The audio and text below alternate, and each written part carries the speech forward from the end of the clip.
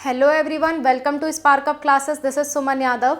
आज के वीडियो में हम डिस्कस करने वाले हैं सीनेट एग्ज़ाम जो कि अभी अभी आपका हुआ है कल, उसका कट ऑफ कितना जाएगा for government college, for private college, और अगर जो 23 नए कॉलेज ऐड होंगे उनको ऐड कर दिया जाए तो कितना कट ऑफ जाएगा, और कितने मिनिमम मार्क्स पे आप काउंसलिंग करा सकते हो। ये सारी बातें आज के वीडियो में हम डिस्कस करेंगे। सीनेट के कट ऑफ पे पूरी बात होगी और आपको मिनिमम क्वालिफाइंग मार्क्स भी बताया जाएगा। So let's start the video. देखो, सबसे पहले बात कर लेते हैं कि सीनेट जो एग्ज़ाम है वो कौन कराता है? Atal Bihari Vajpayee medical university. Senate exam कौन कराता है? अटल बिहारी वाजपेयी मेडिकल यूनिवर्सिटी कराती है। ठीक है, ये exam Atal Bihari Vajpayee medical university कराती है और आपका 21 मई को ये एग्ज़ाम हुआ था। इस एग्ज़ाम के टोटल मार्क्स की अगर हम बात करें, टोटल मार्क्स इस साल 120 था, 120 मार्क्स। ठीक है, और 120 क्वेश्चन आए थे, एक नंबर का एक क्वेश्चन हुआ था, 120 मार्क्स का आपका पेपर हुआ। ठीक है, अब इसमें से आपकी कट ऑफ कितनी जाएगी और मिनिमम क्वालिफाइंग मार्क्स क्या है जिस पे आप काउंसलिंग करा लेते हो। तो पहले हम मिनिमम क्वालिफाइंग मार्क्स की बात करेंगे।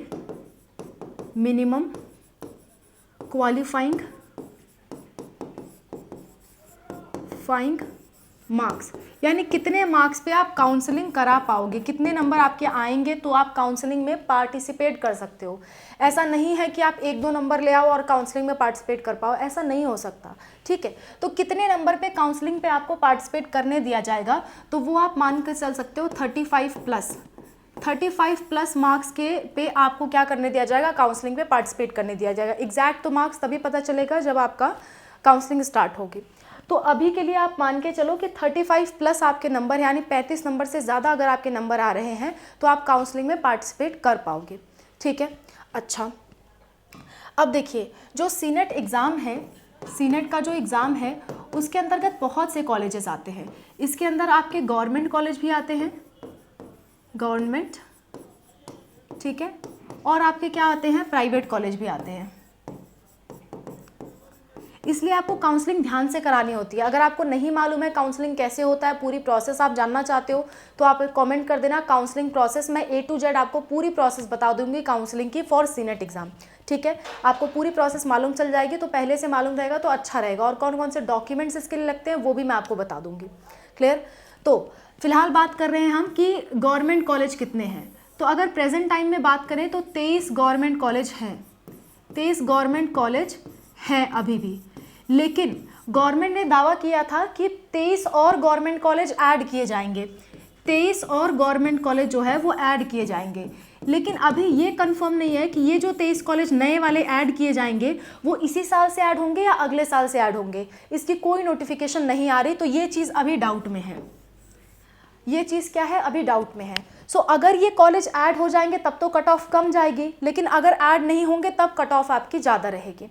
ठीक है, अच्छा, इसी तरह प्राइवेट की बात कर लेते हैं। प्राइवेट में भी बहुत सारे कॉलेजेस आते हैं, जिनमें से कुछ कॉलेजेस को हम कहेंगे टॉप प्राइवेट कॉलेज और कुछ को कहेंगे मतलब मीडियम कह लो, क्योंकि ख़राब तो किसी कॉलेज को नहीं कहा जा सकता, मीडियम लेवल के कॉलेजेस।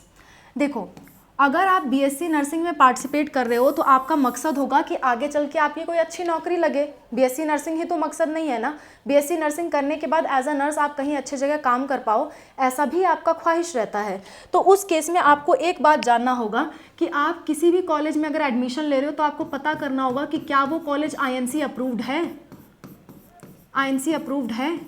सारी बातें अच्छे से समझो तभी कोई फ़ायदा है वीडियो देखने का, वरना कोई फ़ायदा नहीं। कट ऑफ तो बता के लोग चले जाते हैं। हर चीज़ आपको जानकारी होनी चाहिए जब आप एडमिशन लेने जा रहे हो। तो क्या वो कॉलेज INC अप्रूव्ड है? INC का फुल फॉर्म होता है Indian nursing council, Indian nursing council. ठीक है,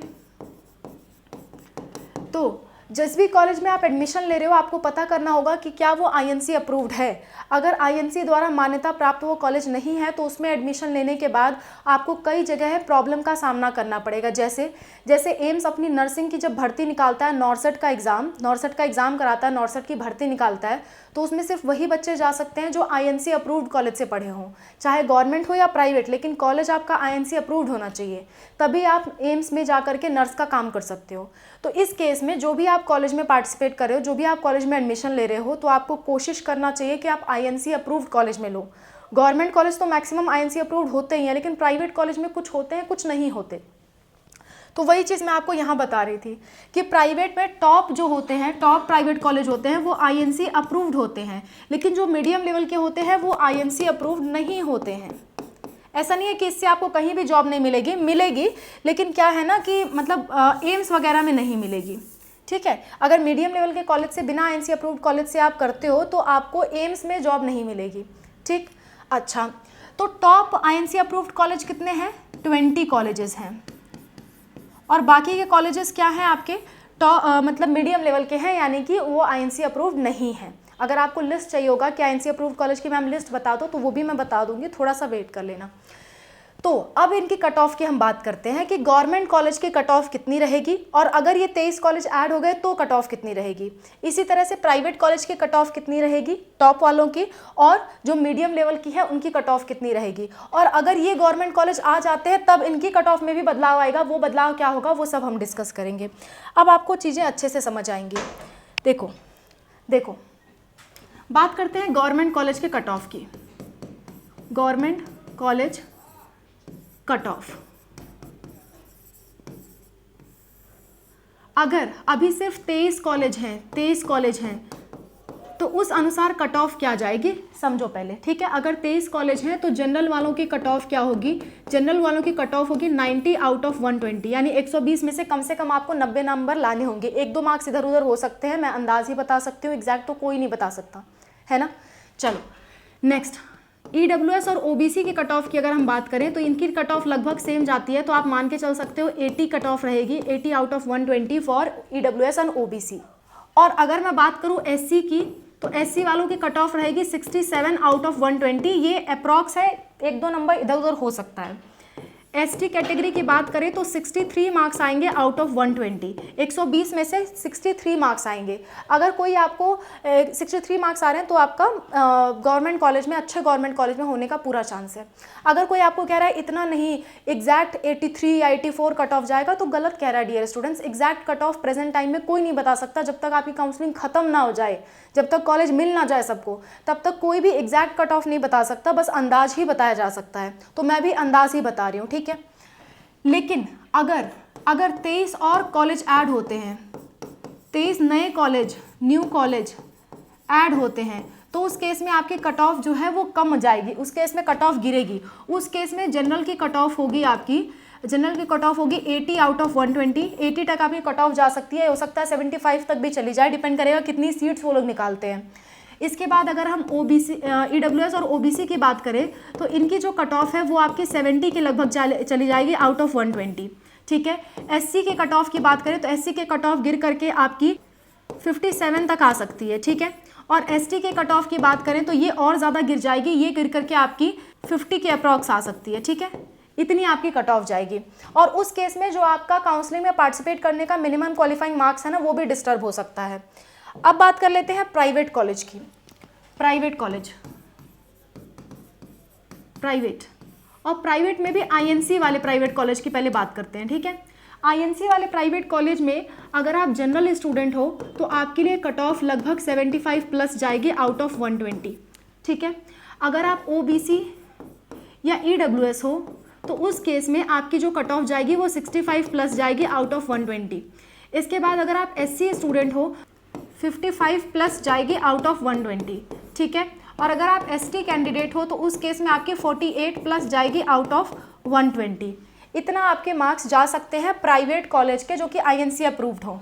और विदाउट आईएनसी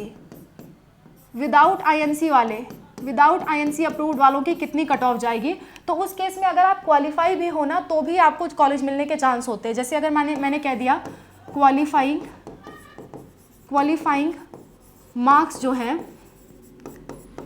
अगर आपके क्वालिफाइंग मार्क्स जो हैं वो आपके 35 हैं, 35 प्लस ही रहेगा, वैसे 35 से नीचे आने के चांस बहुत कम है।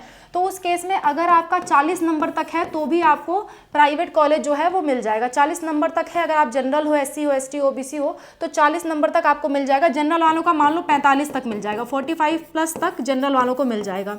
और अगर आपका 43 तक है तो ओबीसी और ईडब्ल्यूएस वालों को मिल जाएगा, ठीक है। और अगर आपका 40 है तो एससी एसटी वालों को मिल जाएगा, ठीक है, इतनी बात समझ में आती है।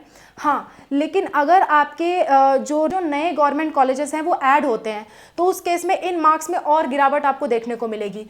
ये मार्क्स लगभग आपका 70 तक जाएगा, ये 60 तक चला जाएगा, ये आपका 50 तक चला जाएगा और ये आपका 40 तक चला जाएगा। और उस केस में ये वाले जो क्वालिफाइंग मार्क्स हैं ये भी डिक्रीज होंगे। ये जो है आपके चले जाएंगे लगभग 38 तक और ये चला जाएगा आपका लगभग 36 और ये तो 35 पे भी आपका एडमिशन हो जाएगा। ठीक है, जरूरी नहीं है कि 35 रहे, उस केस में आपका क्वालिफाइंग मार्क्स भी आपका डिक्रीज हो सकता है, तो उसी अनुसार ये कॉलेजेस के कट ऑफ भी डिक्रीज होंगे। बात समझ में आ गई। मैंने आपको सारे तरह की कट ऑफ बता दी कि अगर आपके नए गवर्नमेंट कॉलेज ऐड होते हैं तो कितनी कट ऑफ जाएगी और अगर नहीं ऐड होते हैं तो कितनी कट ऑफ जाएगी। मैंने आपको सब कुछ बता दिया। अब अगर आपको 2 टॉपिक पे वीडियो चाहिए हो, एक तो काउंसलिंग कैसे करानी है इस पे आपको वीडियो चाहिए तो आप कमेंट करना, और दूसरा आईएनसी अप्रूव्ड कॉलेज के नामों पे आपको वीडियो चाहिए कि कौन कौन से आईएनसी अप्रूव्ड कॉलेजेस हैं, तो उस पर भी आप कमेंट करना। ठीक है, so that's all about the video. I hope this video was helpful for you. Thank you so much for watching. Wish you all the best for your counseling. Bye. Take care.